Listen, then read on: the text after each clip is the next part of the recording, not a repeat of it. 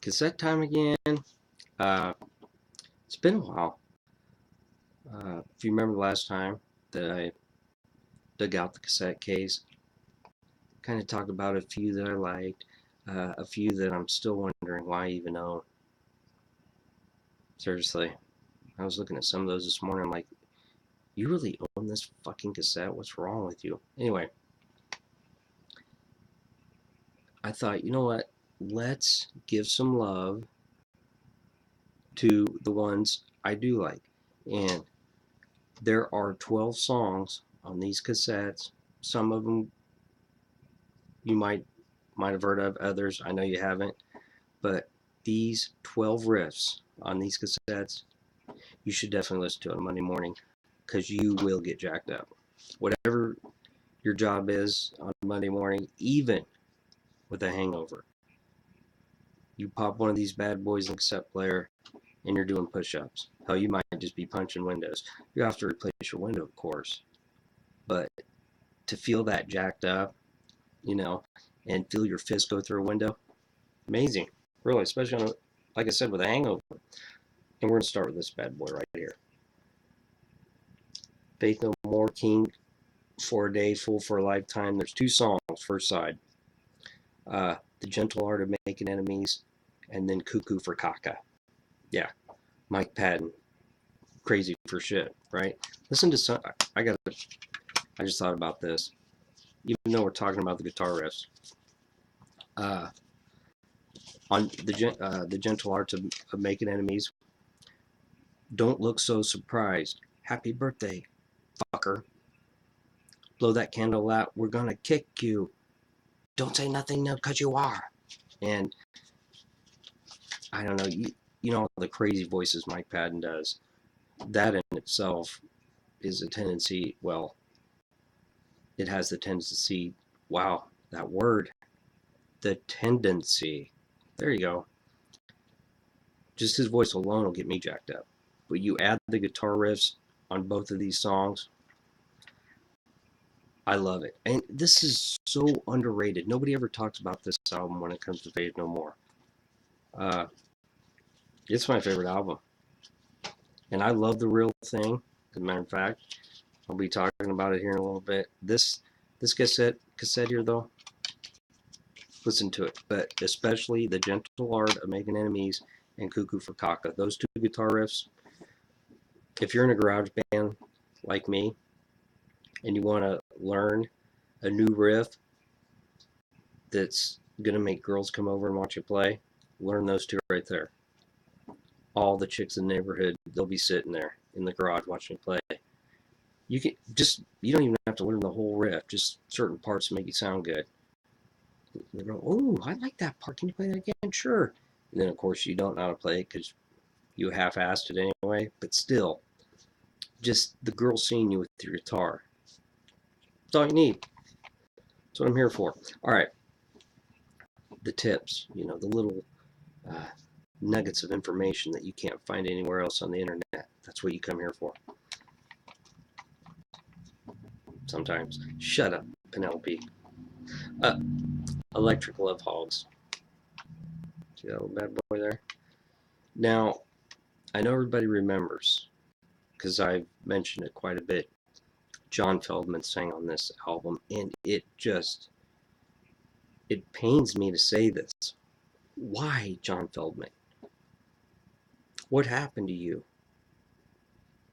And Goldfinger wasn't bad in the beginning.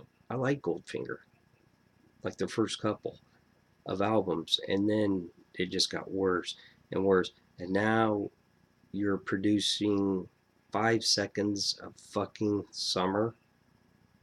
I want you to look in the mirror today, John Feldmann, and say, why am I doing this? Why am I being a producer for pop bands? Oh, that's right, because they pay me lots of fucking money. You sold out, damn it. Anyway, this album here, Pud, and Electric Love Hogs, they have everything on this album. They have a little bit of punk, they have a little funk, some jazz, metal, thrash metal, everything. Not to the extremes like Mr. Bungle. but they still throw a bunch of shit together in a frying pan and cook it, something like that. And John Feldman sounds really good on this entire album, but Pud and I Feel Like Steve, and it's just I feel like Steve. It's not I feel like Steve Gray. It's a guy I went to high school with. It's a little shout out to him. Uh, but those songs especially, they both have little parts in there at the end where the band just breaks into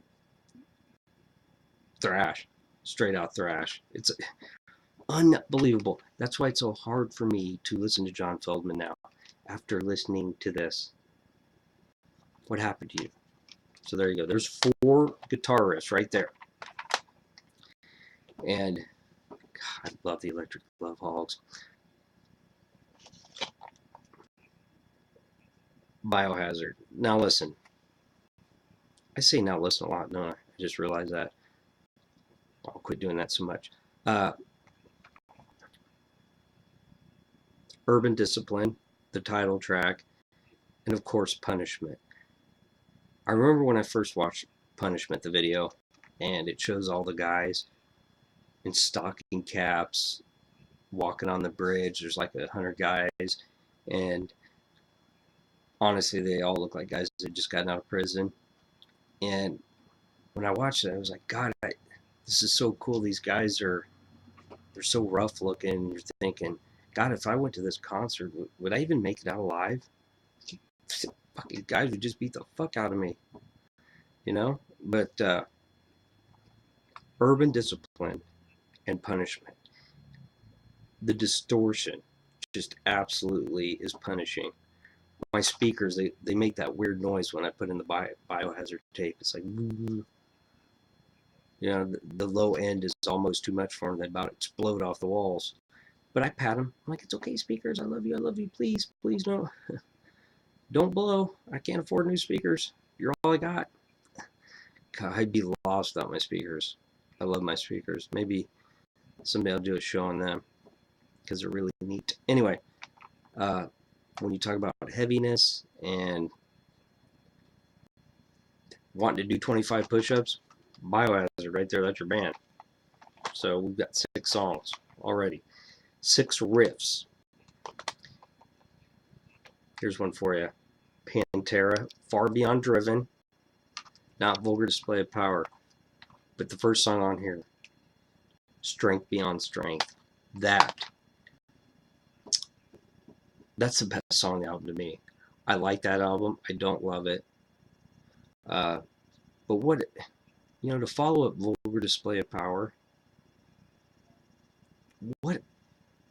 that wasn't easy.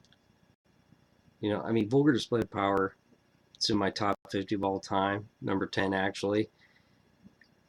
That album was so fucking amazing. You knew there was going to be a drop off on the next album. You cannot duplicate an album like that. You just can't. You can't come close to it. They did. It's still a really good album. But Strength Beyond Strength, Dimebag, right off the bat, you know, the heaviness that he played with, and you mix in Phil Anselmo's vocals. Yeah, fuck doing push-ups inside. I'm going outside without a shirt when it's 20 degrees outside. People, what the? It's Pantera, bitch. Oh, get it. We understand. Could you please put some clothes on?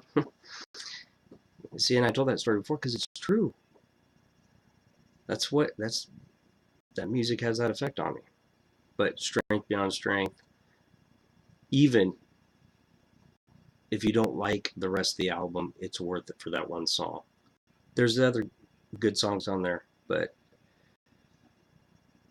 and when you hear the title of Strength Beyond Strength, it's got to be a killer ass guitar riff with a title like that.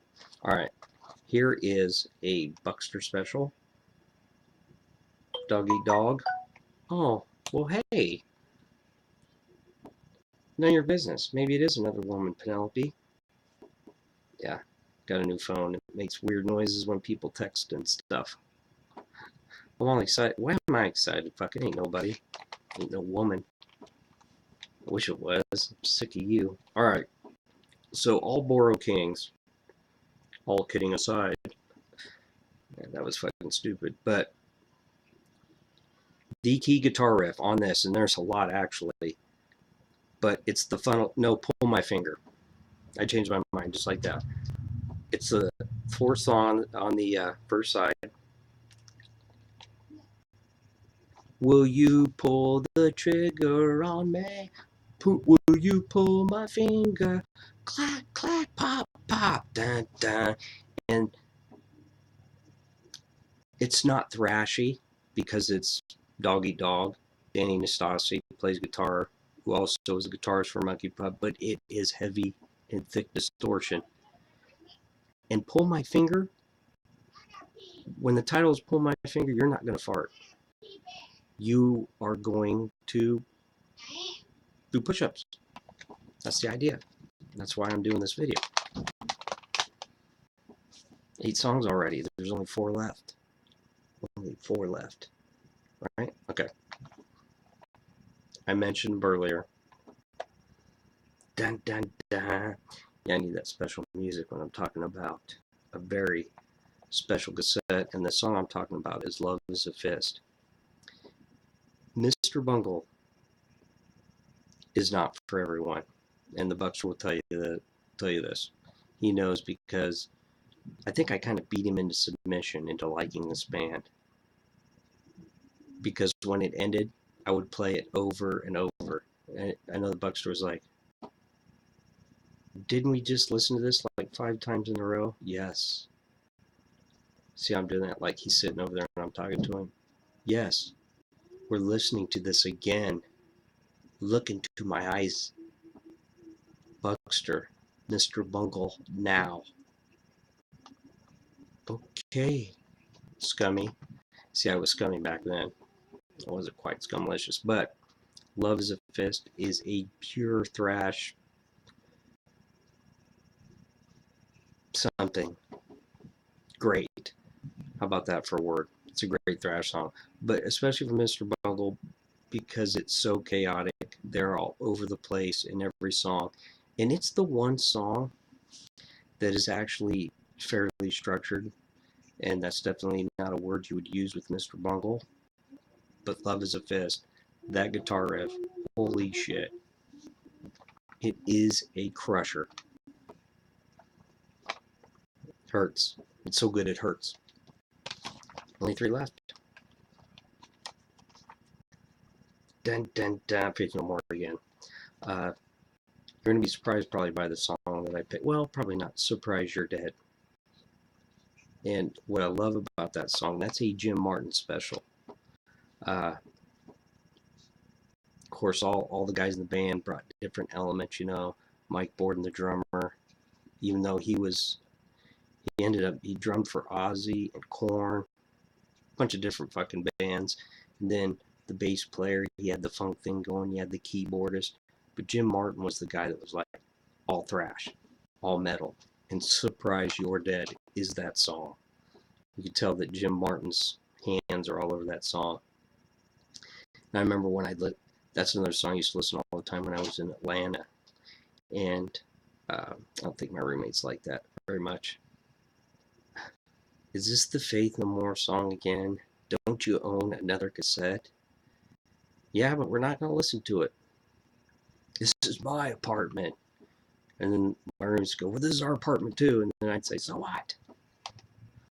And we get in a fight and just beat the shit out of each other. I'm kidding.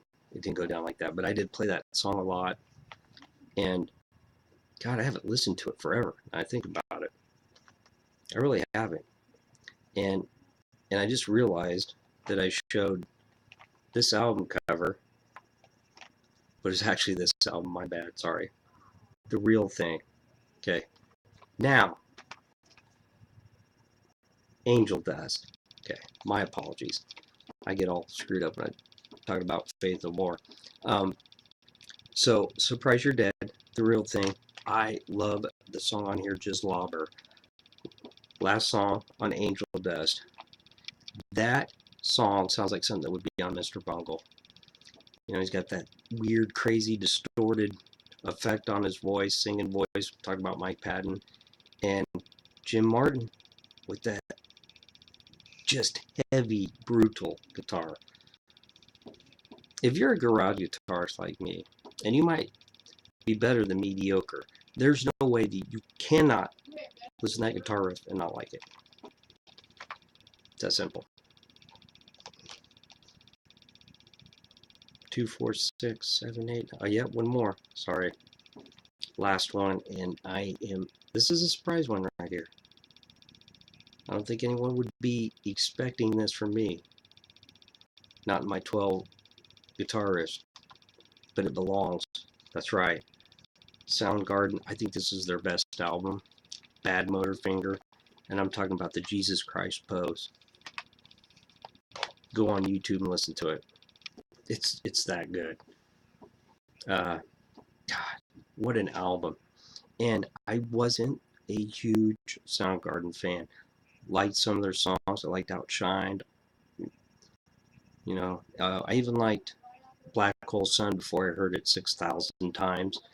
But Jesus Christ Pose, that riff, it's got like an odd time signatures going, like Soundgarden, like most of their music, but so fucking heavy.